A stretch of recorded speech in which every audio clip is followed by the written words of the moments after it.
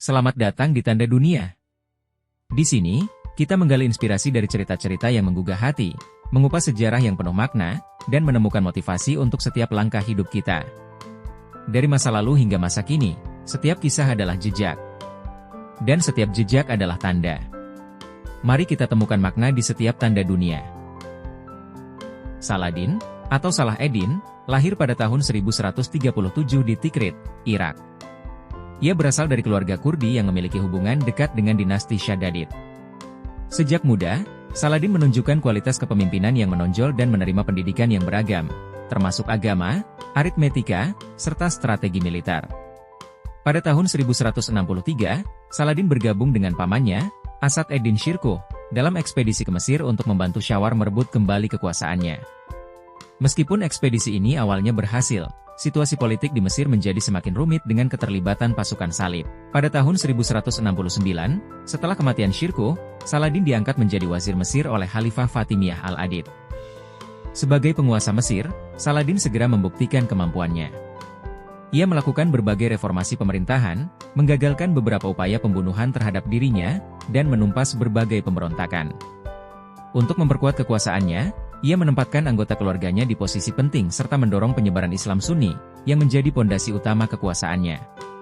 Pada tahun 1171, Saladin menggulingkan dinasti Fatimiyah yang beraliran Syiah dan menempatkan Mesir di bawah kekuasaan Kekhalifahan Abbasiyah yang beraliran Sunni. Dengan demikian, ia secara resmi memproklamirkan diri sebagai Sultan Mesir pada tahun 1174, sekaligus mendirikan Kesultanan Ayyubiyah. Setelah kematian penguasa Suriah, Nur ed-Din, pada tahun 1174, Saladin melihat peluang untuk memperluas kekuasaannya ke Suriah. Ia berhasil menguasai Damaskus dan beberapa kota lainnya, meskipun menghadapi perlawanan dari dinasti Zengid. Pada tahun 1176, melalui perjanjian dengan Zengid, Saladin diakui sebagai penguasa Suriah, yang memperkokoh posisinya di kawasan tersebut.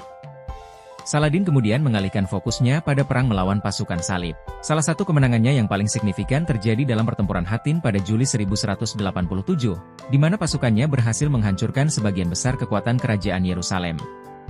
Kemenangan ini membuka jalan bagi Saladin untuk merebut kembali Yerusalem pada bulan Oktober tahun yang sama, sebuah pencapaian monumental yang sangat mengangkat namanya di dunia Muslim.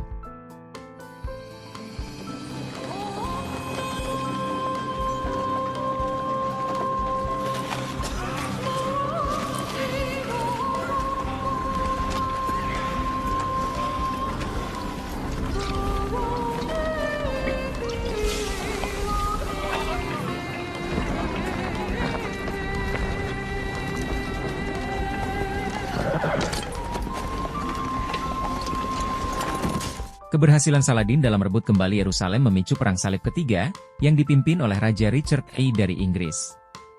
Meskipun Richard berhasil meraih beberapa kemenangan, ia tidak mampu merebut kembali Yerusalem. Akhirnya, kedua belah pihak menandatangani Perjanjian Jaffa pada tahun 1192, yang mengakhiri perang dengan syarat Yerusalem tetap berada di tangan Muslim, sementara pasukan Kristen diberi akses untuk berziarah. Saladin meninggal pada 4 Maret 1193 di Damaskus. Ia dikenang sebagai salah satu pemimpin Muslim terbesar yang berhasil menyatukan umat Islam dalam menghadapi pasukan Kristen serta merebut kembali kota suci Yerusalem.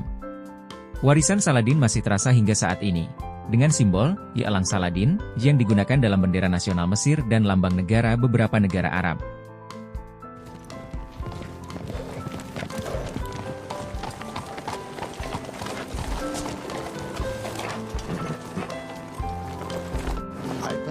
Back your cavalry and leave this matter to me. I pray you retire unharmed to Damascus. Saladin dikenal bukan hanya sebagai pemimpin militer yang cemerlang, tetapi juga sebagai penguasa yang adil dan dermawan. Ia berhasil menyatukan Mesir dan Suriah menjadi kekuatan regional yang cukup tangguh untuk menghadapi serangan dari pasukan salib. Meskipun terkadang digambarkan secara idealistis, reputasi Saladin tetap dihormati baik di dunia Muslim maupun di kalangan Kristen sebagai tokoh besar dalam sejarah abad pertengahan. Keberhasilan Saladin tak lepas dari kecakapannya dalam diplomasi, politik, serta strategi militer. Ia mampu memanfaatkan berbagai peluang dan situasi politik untuk memperkuat kekuasaannya. Dikenal sebagai pemimpin yang murah hati, ketika ia meninggal, hartanya yang tersisa tidak cukup untuk biaya pemakamannya karena sebagian besar telah disumbangkan kepada orang-orang miskin. Reynald of Chatillon will be punished. I swear it. Withdrawal, we will all die here.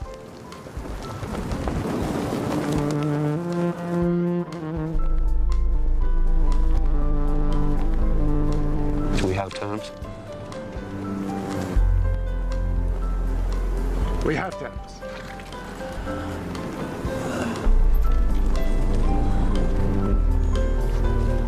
I will send in my physicians. Secara keseluruhan, Saladin merupakan tokoh yang berperan penting dalam mengubah sejarah Timur Tengah.